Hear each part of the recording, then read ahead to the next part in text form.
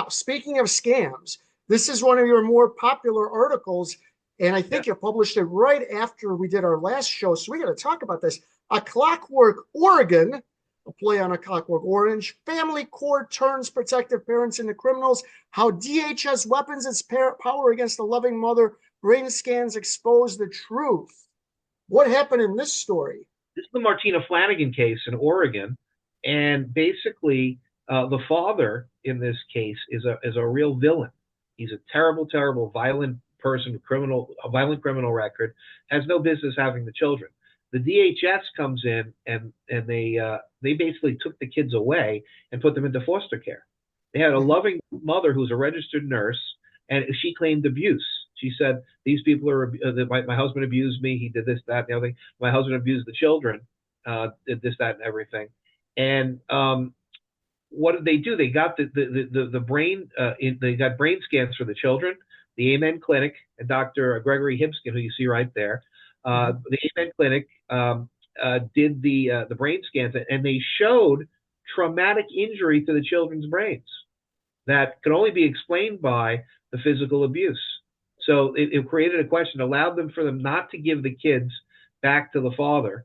And this mother is just getting put through the ringer. She's got no support here in this case because she's getting railroaded. They threw the kids to foster care for the Title IV-E money, number one.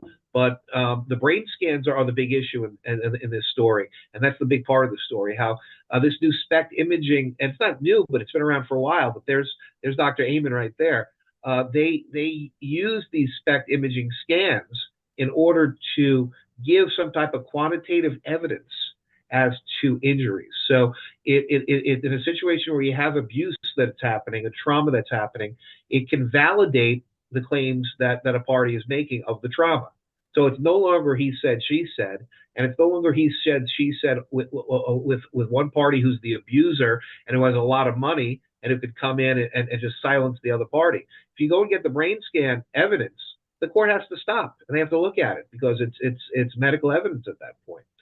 So this is something that's very important in this case. And DHS now in the Department of Human Services in Oregon, basically, and I have another article coming out about this. They wrote a report and they stopped Martina's visitation with the children because of her talking that she was going to fight for the kids. They said that she told the kids had questions about the court case, what we talked about before, about the kids and questions about court cases.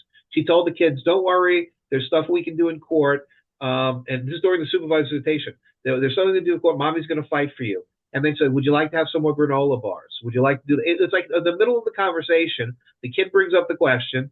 The mother says, I'm going to fight for you. And then he goes back to playing with them and talking with them. And they use that as a basis to terminate supervised visitation.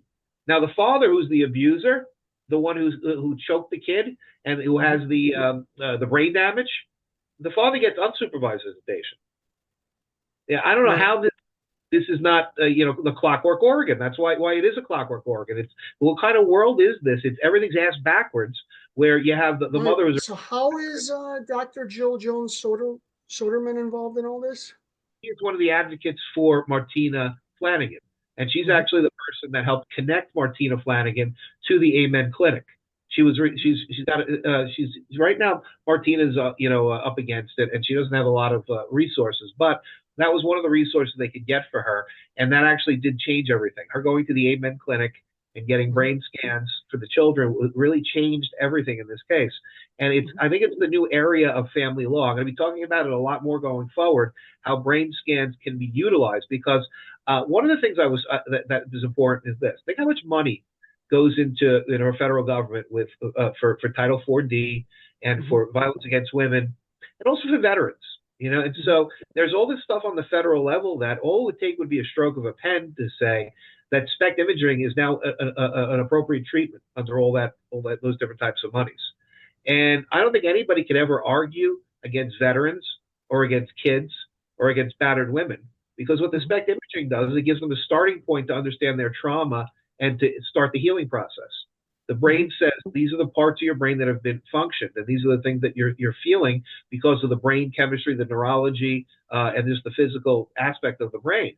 And it gives people a place where you can do 10, 20, $50,000 worth of therapy time and still not really know if you've made any progress with a child, with a veteran, with a battered woman. The SPECT imaging is $5,000, $7,000 for the full image and report and the doctor time, and it gives you a baseline where you can start working on. And you can always go. So this is a way you're saying of providing like definitive proof that someone is the victim of physical and or other forms of abuse.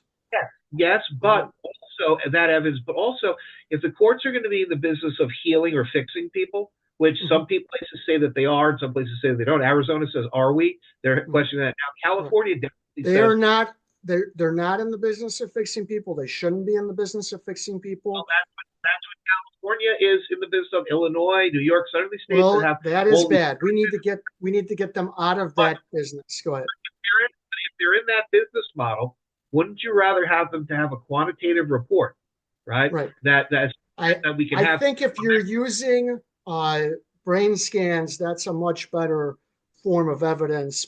But at the same time, eyewitness testimony, the testimony of the victim, is often supposed to be strong evidence in itself.